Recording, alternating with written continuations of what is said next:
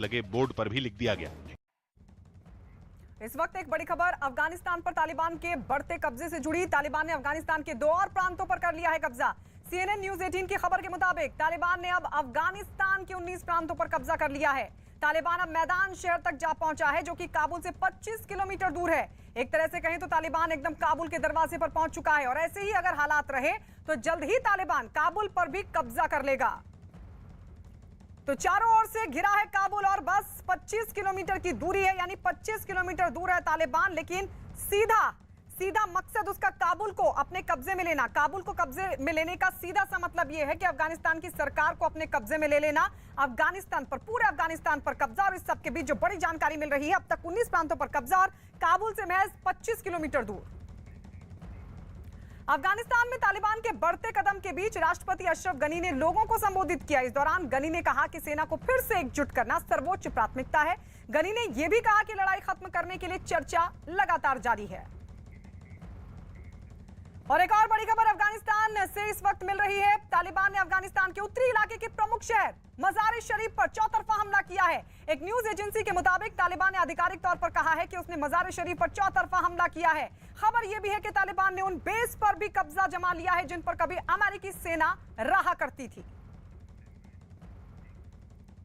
और इस बीच एक और बड़ी खबर मिल रही है। तालिबान ने हेरात के पूर्व गवर्नर इस्माइल खान समेत कई लोगों को अपनी गिरफ्त में ले लिया है। हेरात के पुलिस चीफ और राष्ट्रीय सुरक्षा के हेड को भी तालिबान ने पकड़ लिया है। तालिबान ने इस बात की जानकारी दी है कि इस्माइल खान और डिप्टी गृह मंत्री अब्दुल रहमान समेत कई लोगों ने सरेंडर किया है। इस बीच इस्माइल खान का एक वीडियो भी सामने आया जिसमें उन्होंने अफगानिस्तान में शांति की अपील की है। अफगानिस्तान पर तालिबान के बढ़ते दबदबे के बीच एक और बड़ी खबर मिल रही है। CNN न्यूज 18 को मिली एक्सक्लूसिव जानकारी के मुताबिक चीन की नापाक नजर अफगानिस्तान के विशाल खनिज भंडार पर है। चीन चाहता है कि अफगानिस्तान में पाकिस्तान तालिबान को अपने नियंत्रण में ले और पाकिस्तान की मदद से चीन अफगानिस्तान में मौजूद अकूत खनिज संपदा पर कब्जा किसी भी तरीके से कर ले। अफगानिस्तान में चल रहे तालिबान के खूनी खेल के बीच सनसनीखेज खबर सामने आई है। CNN न्यूज 18 को मिली सुपर एक्सक्लूसिव जानकारी के मुताबिक अफगानिस्तान में तालिबान कब्जे के तार चीन से जुड़ते दिखाई दे रहे हैं। खबर है कि अफगानिस्तान पर तालिबान के कब्जे की आड़ में सारा खेल चीन की शह पर खेला जा रहा है। यानी चीन और तालिबान का खतरनाक गठजोड़ अफगानिस्तान के लिए नर्क जैसे हालात पैदा कर रहा है। दावा किया जा रहा है कि चीन तालिबान पर पाकिस्तान का नियंत्रण चाहता है। ऐसा चीन इसलिए चाहता है ताकि अफगानिस्तान में मौजूद विशालकाय खनिज भंडार पर कब्जा किया जा सके।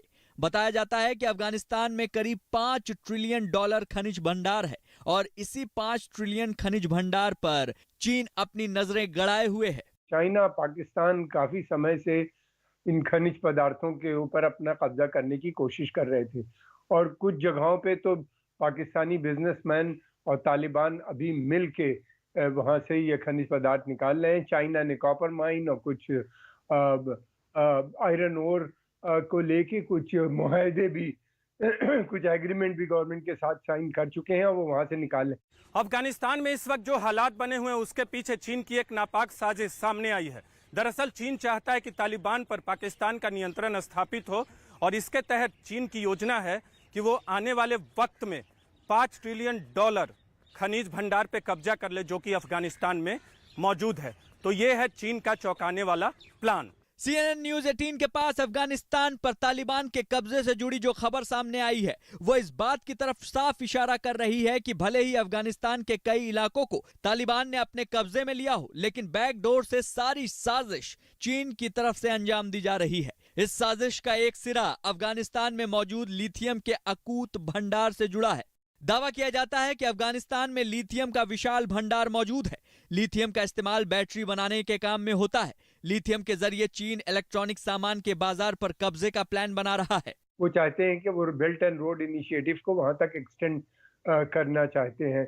वो पेशावर से और काबुल तक की रोड बनाने का उनका एक प्लान है ताकि ये खनिज पदार्थ आसानी से रोड के माध्यम से पेशावर तक आ जाए, फिर वहां से वो कराची और दूसरे पोर्ट से या रेल और रोड से सी पैक के माध्यम से चाइना जा सकें। तो ये काफी समय से है, पाकिस्तान उनके साथ मिला हुआ है। दरअसल अमेरिका के जियोलॉजिकल सर्वे की तरफ से साल 2010 में अफगानिस्तान में एक सर्वे कराया गया था।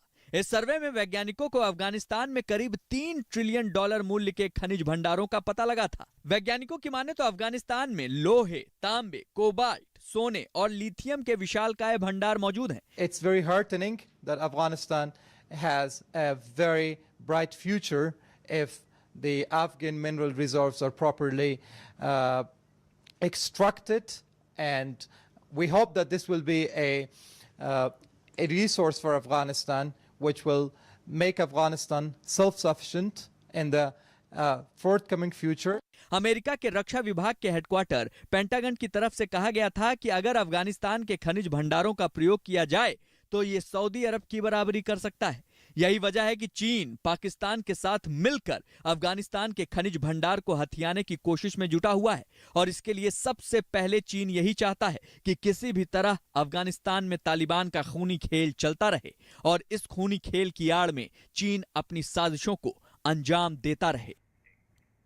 अफगानिस्तान के एक एक प्रांत पर तालिबान कब्जा करता जा रहा है। काबुल से वो कुछ ही दूरी पर है। तालिबान के बढ़ते खतरे को देखते हुए काबुल से लोगों का जाना शुरू हो चुका है। काबुल एयरपोर्ट पर लोगों की भारी भीड़ इस बात की गवाही दे रही है कि कैसे तालिबान का खौफ लोगों के दिल में घर कर चुका है। वहां लोग अपने सामान लेकर अफगानिस्तान से बाहर की फ्लाइट के इंतजार में दिखाई दिए। अफगानिस्तान में तालिबान के इस बढ़ते खौफ के बाद अमेरिका भी चिंतित है। अमेरिका काबुल से अपने नागरिकों को सुरक्षित निकालने की कोशिश में जुटा है। काबुल में अमेरिकी दूतावास से राजनयिकों और कर्मचारियों को सुरक्षित निकाला जा रहा है। इस बीच अमेरिका ने काबुल में अपने दूतावास के कर्मचारियों को निर्देश दिया है कि वो संवेदनशील दस्तावेजों को नष्ट कर दें। अमेरिकी दूतावास के कर्मचारियों को यह निर्देश दिया गया है कि तालिबान के काबुल पहुंचने से पहले ऐसे दस्तावेजों को नष्ट कर दे ताकि तालिबान उनका गलत इस्तेमाल ना कर पाए। अफगानिस्तान में तालिबान के बढ़ते कब्जे पर पूर्व विदेश मंत्री यशवंत सिन्हा ने कहा कि भारत को तालिबान के साथ बातचीत करनी चाहिए। उन्होंने कहा कि तालिबान ने भारत के बारे में परिपक्व बातें कही हैं। जवाब और सवाल जवाब के क्रम में उन्होंने भारत के बारे में जो बातें कही हैं वो बहुत मैच्योर बातें हैं, सयानी बातें हैं और अच्छी बातें उन्होंने कही हैं और उससे भारत को संतोष होना चाहिए। और मैं तो एक कदम आगे बढ़ के यहाँ तक कहूँगा कि भारत सरकार को अभी एकदम स्पष्ट हो गया कि तालिबान अफगानिस्तान के ऊपर पूरी तरह से कब्जा उसने कर लिया है, तो भारत सरकार दोहा में जो बातचीत कर रही है उसमें अफगानिस्तान तालिबान शामिल है। तालिबान के साथ भारत सरकार को संपर्क बढ़ाना चाहिए और वो जो अच्छी बातें भारत के बारे में कह रहे हैं, भारत का जो योगदान रहा है अफगानिस्तान के विकास में, उसके बारे में उन सब विषयों पर तालिबान से चर्चा करनी। और आइए बढ़ते आगे। प्रधानमंत्री मोदी ने स्वतंत्रता दिवस से एक दिन पहले भारत और पाकिस्तान के बंटवारे को याद किया। उन्होंने कहा कि बंटवारे के दर्द को देश कभी नहीं भुला सकता और इसे याद करने के लिए प्रधानमंत्री ने 14 अगस्त को विभाजन विभीषिका स्मृति दिवस के तौर पर मनाने का ऐलान किया। पीएम ने कहा कि यह दिन भेदभाव के जहर को खत्म करने के लिए प्रेरित करेगा। प्रधानमंत्री मोदी ने एक ट्वीट भी किया। ट्वीट करते हुए लिखा, देश के बंटवारे के दर्द को कभी भुलाया नहीं जा सकता। नफरत और हिंसा की वजह से हमारे लाखों बहनों और भाइयों को विस्थापित होना पड़ा और अपनी जान तक गंवानी पड़ी। उन लोगों के संघर्ष और बलिदान की याद में 14 अगस्त को विभाजन विभीषिका स्मृति दिवस के तौर पर मनाने का निर्णय लिया गया है। विभाजन विभीषिका स्मृति दिवस का यह दिन हमें भेदभाव, वैमनस्य और दुर्भावना के जहर को खत्म करने के लिए न केवल प्रेरित करेगा बल्कि इससे एकता, सामाजिक सद्भाव और मानवीय संवेदना भी मजबूत होंगी। विभाजन विभीषिका स्मृति दिवस की तरह ही दुनिया भर के कई देश इस तरह के दर्द को याद करते हैं। बांग्लादेश में भी 25 मार्च को नरसंहार दिवस के रूप में मनाया जाता है।